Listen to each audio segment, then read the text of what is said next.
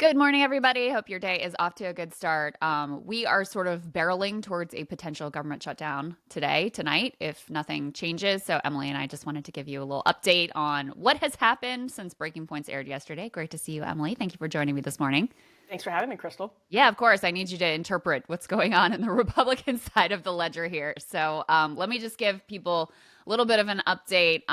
So yesterday we heard from Trump and Musk and others that they had a new deal in order to avert this government shutdown. So basically, they need to fund the government, and Trump also wants them to extend the debt ceiling or get rid of the debt ceiling altogether, which is something I would certainly support.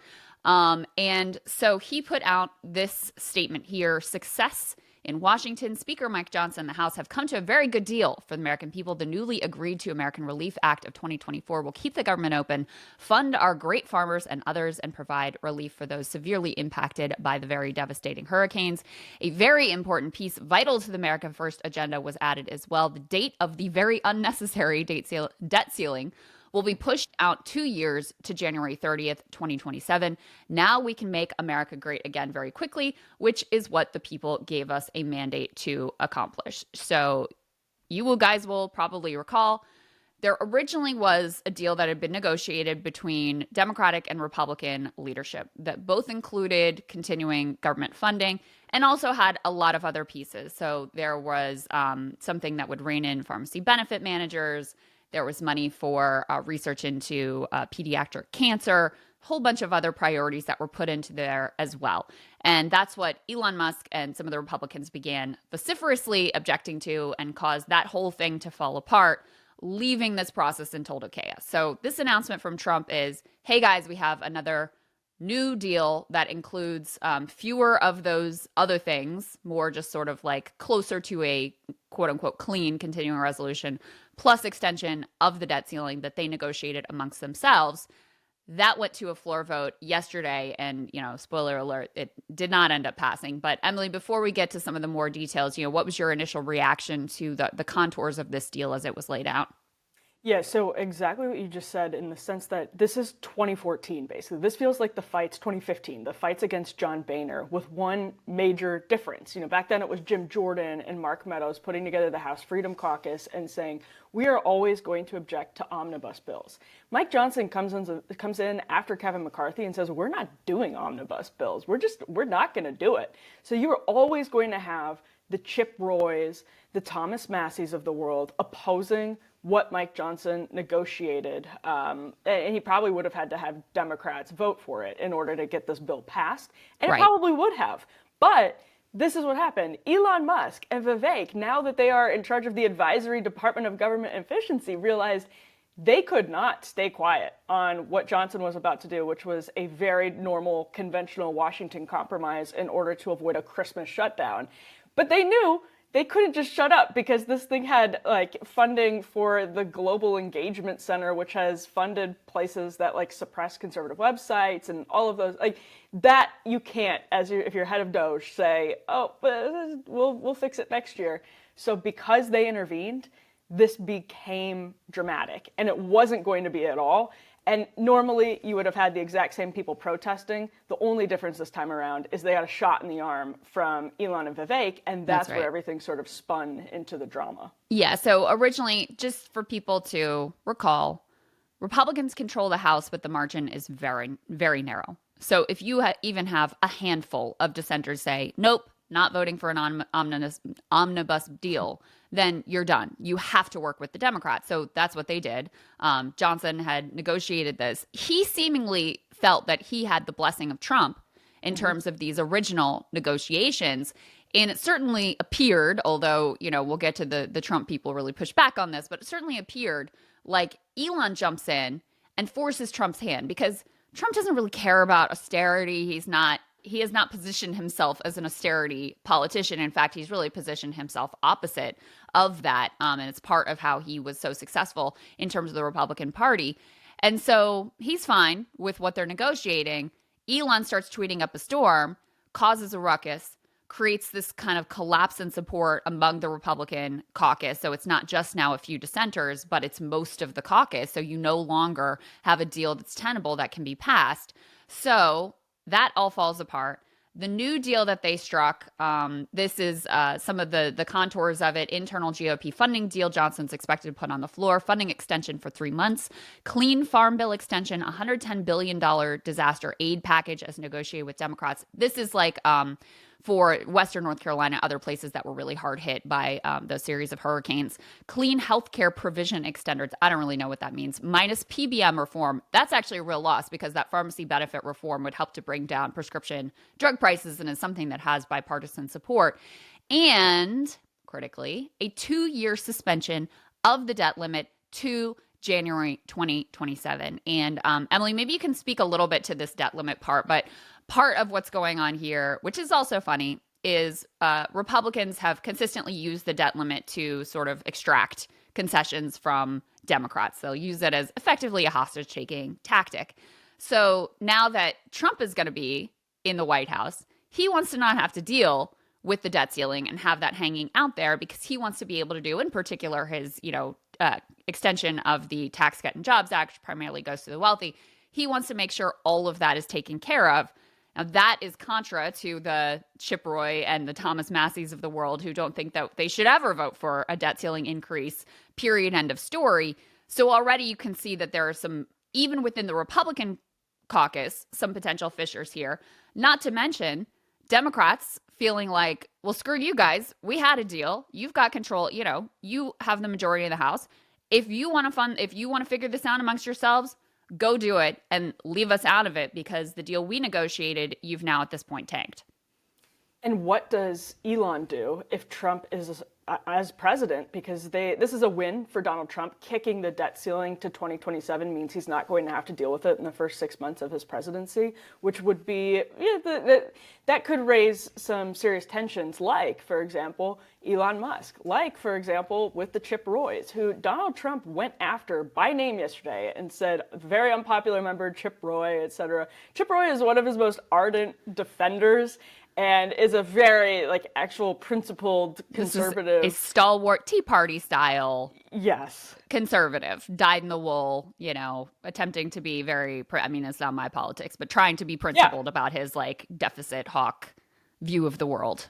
100%. And this is where you have that new tension with Trump and potentially with Elon. What does Elon think about lifting the debt ceiling? What if Donald Trump is just like, hey, we got Doge. We're working on shrinking the size of the government. We're working to make it more efficient. So we're just going to lift this debt ceiling. And what did the debt hawks do? So he avoids having that fight 6 months into his presidency with a margin of 1 to 3 members of the House of Representatives. It would be a really, really tough battle. So that's a win. What they did is say, we're just going to do a kind of skinny CR, a clean CR. The continuing resolution is basically leaving government funding at the level that it is. We don't know if that's going to work. It cut out a lot of the random stuff, but it does still have things like they had to reauthorize the Farm Bill. There are certain things that were on a deadline, like the hurricane funding is another good example. So still a big bill, but a big bill that a lot of them are going to have to vote for. Yeah, so that's the contours of the bill, the quote unquote deal that was struck within the caucus. And as Emily's pointing to, even within the Republican caucus, there are problems with this deal. And in order for them to pass it effectively on their own, they need to basically get every single person in the caucus to vote alongside of it. So we've mentioned Chip Roy. He was not the only one who ends up voting against this deal within the Republican caucus. Actually, 35 Republicans, which is quite significant, end up voting against it. But just to give you a sense of, their view of the world and why they said that they oppose this deal, here is Chip Roy on the House aggressively making the case against this new version of the continuing resolution plus debt ceiling extension. Let's take a listen to that. Fact of the matter is, $330 billion. Congratulations, you've added to the debt since you were given the majority again on November 5th. It's embarrassing. It's shameful. Yes, I think this bill is better than it was yesterday on certain respects, but to take this bill yesterday and congratulate yourself because it's shorter in pages, but increases the debt by $5 trillion is asinine. And that's precisely what Republicans are doing. I am absolutely sickened by a party that campaigns on fiscal responsibility and has the temerity to go forward to the American people and say, you think this is fiscally responsible. It is absolutely ridiculous.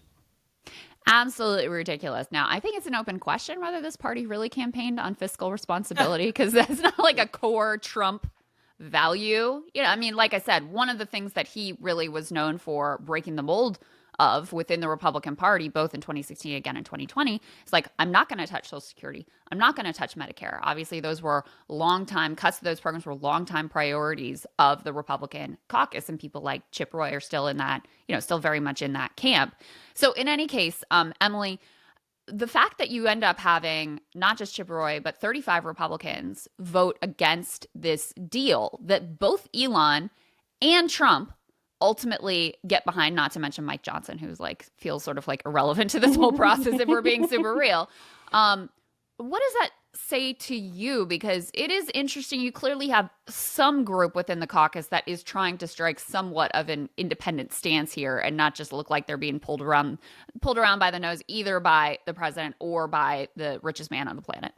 It was interesting. I think it's maybe after RFK Jr. started getting involved in the campaign, you would hear some of the techno guys, Elon Musk, talk about the debt and the deficit and sort of start campaigning on that. But it was in a different way. It was like in this big picture, long-term way. And it made people like Chip Roy really happy. Like, finally, we are coupling this populism. It's kind of a throwback to the Tea Party, but a new variation of it. Like, we're coupling this populism with concerns about the debt. And I think what they're learning right now is nobody is serious about that except for the people who are already serious about it, the Chip Roys and Thomas Masseys, et cetera. And, you know, that was probably a good prediction even back in like September when these conversations were being had. But does Elon Musk really, I mean, I don't know if this is where you're going with it, if it's still adding $5 trillion to the debt. Now, if you're Elon Musk and you're Donald Trump and you're Mike Johnson is somebody who was always Freedom Caucus adjacent, and they had high expectations for Mike Johnson. See, this is why I need you here, Emily. I would never know that. Go ahead. Yeah, it's like Fight Club. You don't necessarily always say if you're in the Freedom Caucus, but Johnson was not. But he's also somebody who has talked the talk about the debt for a long time, and he is not leading here. He looks like he's being led. I don't know if his speakership survives into next year. That is something that's being talked about intensely behind closed doors, actually out in the open right now as well. So, I mean, this is just like, they have leverage. If you're Mike Johnson or Elon Musk or Donald Trump right now, you're saying we used all of the leverage we possibly can. This is a Christmas shutdown. It is the Friday before Christmas. We're still going to add $5 trillion to the debt because we're not going to solve the national debt crisis right now. Sorry, Chip Roy. And Chip Roy comes in and is like, hey, you're adding $5 trillion to the debt. Like, that's the impasse here. Yeah. And they're just not, I mean, that's the question as to whether they can get anything passed. Right. Well, because the margin is so narrow, if you even lose, you know, Chip Roy, Thomas Massey, they can lose like 5 people, if that. And then they would, I mean, presumably they have to start adding pork back into the bill to get Democrats to vote for it. That's right. So if you don't keep the Republican caucus 100% together, then you're going to have to, you know, add back in the research funds for kids with pediatric cancer. You know, you're going to have to add back in. There was some genuinely, like, you know, I know there's people just have like a principle against putting things together in this one bill, but there were genuinely good things in this bill that I think you and I would both agree on, like the pharmacy benefit manager thing that gets stripped out. You also had a provision that would make sure that like these random fees that you get in hotels, you have this provision about hotel fees and disclosure around them, which is, you know, small ball, but the kind of thing that people like to be able to understand what they're paying for. And also, many people noted, there are some provisions in here that would have restricted investment in China. Elon, of course, has huge investments in China. And this provision maybe would have directly impacted him because it had to do with, you know, high levels of technology, things like AI investments. He has planned, you know, AI investments via Tesla in China. That gets stripped out. Suddenly, Elon likes the bill. So there's a lot of self-interest at play here as well with regards to Elon Musk, which is, part of why, as a matter of principle, I object to having this man, who is not only the richest man on the planet, but has incredible conflicts of interest just throughout the entire government, is one of the largest contractors to the Pentagon, as one example, being so incredibly powerful in our politics. And so you see it in little things like this, where maybe it gets stripped out just because Republicans want to strip a bunch of things out. Maybe it gets stripped out because this billionaire, who now is a rival power center to President Trump himself, decided that this was not good for his own ideology and his own business interest. So go ahead, Emily, if you want to react to that. Then we can talk a little bit about the Democratic side here. Yeah, no, I mean, I think it's like this. First of all, I love that your pets have formed their own freedom caucus. I think it's very appropriate. Like they're storming the Capitol. Relevant.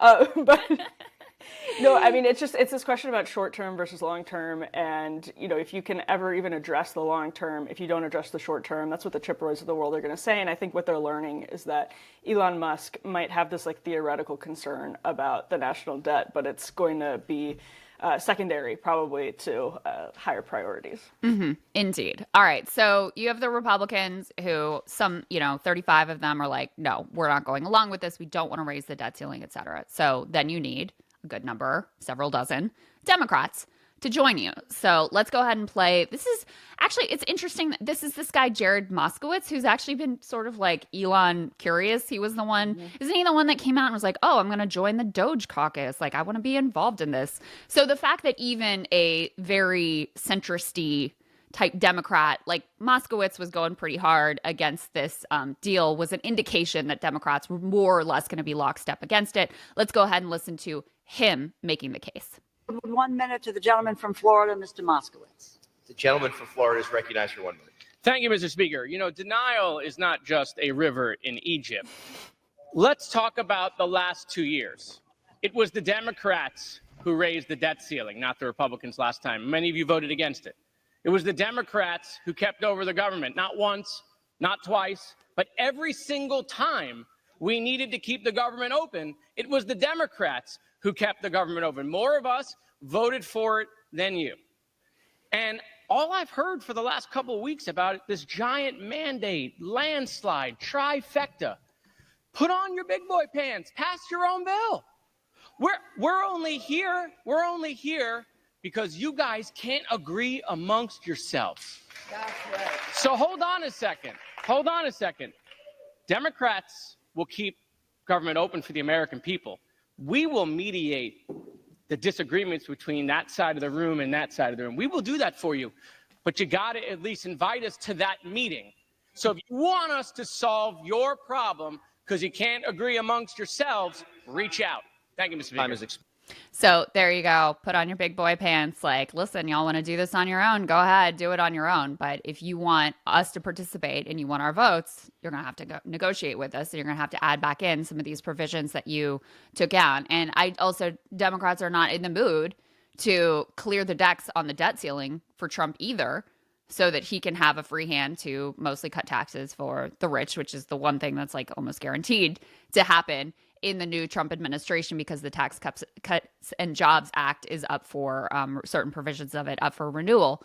So Democrats, in the end, almost all of them, there are a handful of exceptions, vote in lockstep against this deal that was struck with Musk and Trump and Mike Johnson and whoever else in the Republican caucus.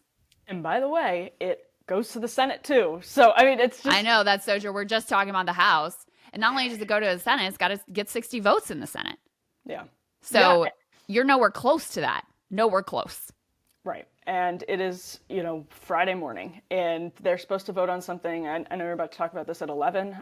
Unclear whether that passes. Now, at risk of sounding like Sagar, it is sort of always fun when there are moments of intense parliamentary theater and drama. in the Capitol. It, makes us feel like the country is still alive. There was a point where like Rosa DeLauro from Connecticut, Democrat from Connecticut, yielded her time to Chip Roy. Yeah, like it was like, go the ahead, buddy. dynamics. It's great when they have to work late at night before Christmas. They just all of their anger just gets taken out on each other. So that's fun to watch. Maybe we'll get more of it today, actually. Oh, I'm quite sure that we will. So you were just referencing the latest is, so that bill goes down in flames, not even close. In fact, they were using a method, not to get too in the weeds here, but that would require 2/3 majority to vote. Obviously, it doesn't get anywhere close to that. It doesn't get really close to a majority either. And the latest is the House Republicans were meeting this morning, or some subset of them anyway, and Anna Paulina Luna, who is a Trumpy Republican, but also I think an ally of Speaker Johnson, right, Emily? Fair to say. She's just popular. Yeah. Okay. All right. More or less. She's like kind of famous. Didn't she the one that like posed in a bikini or something and like got a lot of attention that way? Anyway, that's that lady. So she just came out of the speaker's office and said there will be a vote on something very similar to yesterday. She said ours will not negotiate with Dems. She also said the vote will be at 10, which I've been told is ambitious, internal leadership goal not meant to be announced. Right now, as we're recording this, it's 9:40 a.m. Severely doubt they'll be voting on anything by 10 a.m. But in any case, it's hard to see how the result would be any different if the bill is not substantially different, Emily, unless you see it differently. No, I mean, none of them know how this is going to work out. Again, we haven't even talked about Chuck Schumer and Democratic Senate leadership. Obviously, Democrats know that Republicans always get blamed for a shutdown, so no, and that's whether or not it's valid, and sometimes it's like Democrats are refusing to negotiate. Cheryl Atkinson actually posted kind of a long anecdote from 2013 or 2014 and how when she was inside CBS, there was this internal pressure to get the story being about Republicans shutting down the government, and Republicans know that that's always what happens, but I think there's this lack of confidence, or there's this confidence now, this swagger now, because they feel like they have the wind at their back after Trump won, which is A, why Chip Roy thinks they should be getting a better deal, and B, why they're playing a bolder hand, that they're just going to be able to sort of circumvent the corporate media's narrative about how this is all Republicans' fault, and if Democrats refuse to negotiate, then they can somehow blame the Democrats. I just don't think that's going to work. Yeah, well, I mean, because you had a thing, and then Elon starts tweeting, and then you don't have it. So, I mean, it's very clearly like the action was on the Republican side in terms of this really it came a little bit out of nowhere.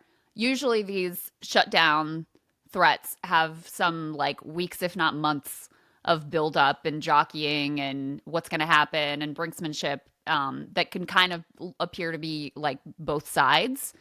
But this one, because they had a deal and then it's just like Elon one day wakes up and starts tweeting and then it's all collapsed. And now suddenly here you are hours before the shutdown and Republicans are scrambling and can't agree amongst themselves, et cetera. Yeah, I think it's pretty clear that the public is going to feel like you guys are the ones that tanked the deal that created this chaos. And there's real ramifications when the government shuts down, especially at the holiday time. It's not like every function shuts down. You still have essential workers and functions that are, occurring, but there are costs to it. Sagar was pointing out people who are going to travel. TSA is going to be more limited. Air traffic controllers, like you're going to have fewer personnel. You're going to have more chaos in terms of travel. That's just one example of the types of services that won't continue in a government shutdown. Then you also have some of the additional pieces in this that were important to both sides. So the disaster relief being one of them. The farm relief, which actually, I mean, given that that's more of a constituency for Republicans, is kind of more of an issue for conservative rural Republicans, where because the previous farm bill they weren't able to negotiate a new farm bill, so they did like a continuing farm bill, so they haven't gotten the aid support that they need and that they're used to during this time. So the Farm Bureau is very concerned about what all of this means. So in any case, there are pieces here that are important to both sides of the ledger. And right now, it is very unclear how this proceeds. Jake Sherman is out saying he thinks the most likely thing is a quote unquote clean CR that is very short term. I'm talking like a few weeks just to get through the holidays and like reconvene and see what they can come up with in the new year. So that may be the case. But again, you would have to get every Republican on board. And then again, that leaves open the question in the Senate and whether Democrats are going to go along with that, whether they're going to be incentivized just like, I want to get out of here and get home to my kids and have Christmas, enough to kick the can down the road into January and figure this out in the new year. So that's kind of where things are. Well, and this might be the deal with Democrats. They're losing control of the Senate in the new Congress. So is the CR going to kick it until there's no Democratic control in the Senate, the Democrats aren't in control of the Senate, or are they going to strike a deal that does it right before the new Congress? I don't know. I mean, it's a really... But it doesn't matter. I mean, maybe it matters more than I'm thinking, but since you have to get that 60 votes supermajority, I don't know that it matters that much, whether it's Democrats who have a 50-50 Senate or whether it's Republicans who, you know, have the 53 to 47 Senate, because you still are going to need some not insignificant number of Democrats to go along with whatever deal is ultimately struck. And they are not in the mood to help out Trump and give him what he wants. They're certainly not in the mood to help out Elon Musk or whatever. So they're happy to watch Republicans kind of stumble around and try to come up with something that they can all vote for in lockstep. And yeah, I mean, that's exactly the reason why Mike Johnson, and seemingly with the backing of Trump, thought from the beginning, like, let's just deal with the Democrats now, going into while Joe Biden is still in office, and we can just blame them for any part of this that we don't really like that much. Clear the deck. And then we'll have kind of a clean slate coming in, debt ceiling taken care of, government funded, so we can do the things that we want to do. And now that possibility is no longer really on the table. It's been this is really setting the tone for how they're dealing with each other coming into a new Congress and a new presidential administration. Like, what is Elon's role? Who is he allying with? Who is he talking to? Who is Trump talking to? Who is Mike Johnson talking to? This is going to, they're entering the new year on shakier footing because of all of this. They're spinning it as they're entering the new year, possibly with getting a better deal. And if you're Chip Roy, this has generally been positive because it showed that Doge is at least rhetorically interested in the things that you've been talking about since the Tea Party years. Yeah. Even if you're disappointed in how they actually are, like, oh, so they see some political value to having this conversation. But this has caused a lot of, Trump should not be fighting with Chip Roy going into 2025. No, they just won. They should all be aligned and in love with each other. You know, I mean, you're never happier with your team than when you're on this giant winning streak. And that's exactly they should be riding high right now. So it also just raises, obviously the two competing power centers. I'll just throw up this last element to sort of elucidate that. But, you know, it really looked like Elon was running the show in terms of this whole strategy. Trump was fine to just go along with whatever deal was struck, is certainly what it looks like. I think this is the response from Caroline Leavitt. No, that is not the response from Caroline Leavitt. I'll find it here. He doesn't want to deal with Congress, right? He doesn't want to have to worry about the dynamics on Capitol Hill. He doesn't want to have to worry about what's going on. He's like, whatever, it's fine. I just want to come into office and be able to do my thing. This was Caroline Leavitt, who's the Trump spokesperson. She's going to be press secretary? Is that right? Am I right about that? And then okay.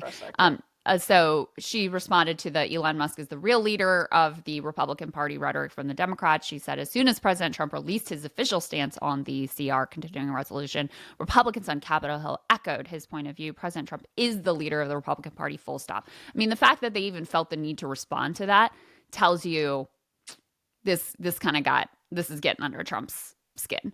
And, you know, I think it's only going to continue. Elon is out there. He's got all the money in the world. He was threatening primary challenges against any Republicans who don't go along. By the way, he's now threatening primary challenges against Democrats in blue districts who, you know, are not centrist enough for his liking, which, that's another story for another day. But I think that would probably go over as well in a Democratic primary as like a George Soros-backed Republican candidate would go over in a Republican primary. But in any case, he's clearly willing to throw his weight around. I'm not sure he realizes how close to the sun he's flying in terms of, you know, usurping the power of the party from Trump. So that's the other question, is how long that alliance between the two of them even lasts, because Trump is certainly not one to brook any threats to his ego and unquestioned position as the king of the Republican Party. And then you do have genuine ideological fissures between them. I mean, Trump is not really that ideological a guy. So I think when the talk is very theoretical about like who doesn't like the idea of cutting waste from the government, right? Like, and the government being efficient. Sure, sounds great, right? But then when you're like, yeah, they cut out the funding for the kids with cancer, and they're looking at cutting Social Security. Like Elon's out there retweeting Mike Lee about how the whole program is a fraud, you know? Hell yeah. When it comes down to what they actually, you know, what it means when you cut the government, not just theoretical, like, sure, let's get the waste down. Yeah. Suddenly these projects become extremely unpopular, which is also part of what you're seeing in this dynamic of when people are actually looking at like, oh, well, what did you cut from this bill? And it's things that people would like to see, like research into pediatric cancer. Then the feels a lot different than just in theory, let's spend less money. So when the rubber meets the road, there's a big ideological difference between Trump, who doesn't really care either way, but has this instinct of this political instinct of these things are not popular, like cutting these popular programs is not a good idea.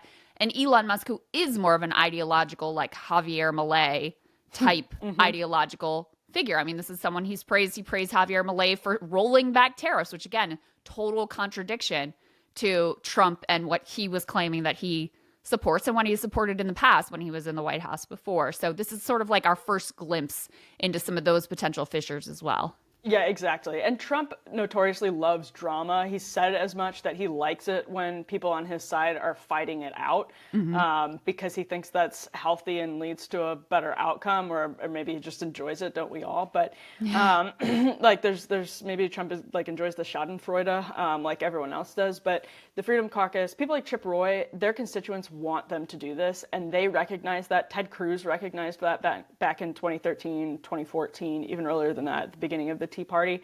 They have to answer to their constituents. Trump has to answer to the entire country. So that has always been what Paul Ryan tried to bridge the gap between. It's what Kevin McCarthy tried to bridge the gap between. And Mike Johnson, you know, is I don't even know what he's doing. I don't think anybody really even knows what he's doing. Yeah. But Trump, that's it. Welcome back is what they're all saying to him right now, basically. Yep, exactly right. So we'll see what happens today. They're going to allegedly take a vote on something that's very similar. It will probably also go down in flames, and they'll be back to the drawing board, would be my prediction. But hey, you never know if they work something out amongst themselves. And government, if there is no deal struck today, government will shut down at midnight tonight. So we will certainly keep an eye on it for you, although all of us are going to be running around and traveling. So I don't know if we'll be able to update you or not, but maybe we'll try, depending on what happens. In any case, I hope you guys have a wonderful holiday, and we will certainly, and thank you again, Emily, for spending some time with us this morning and helping me understand what's going on from the Republican perspective as well. And we will see all of you guys soon.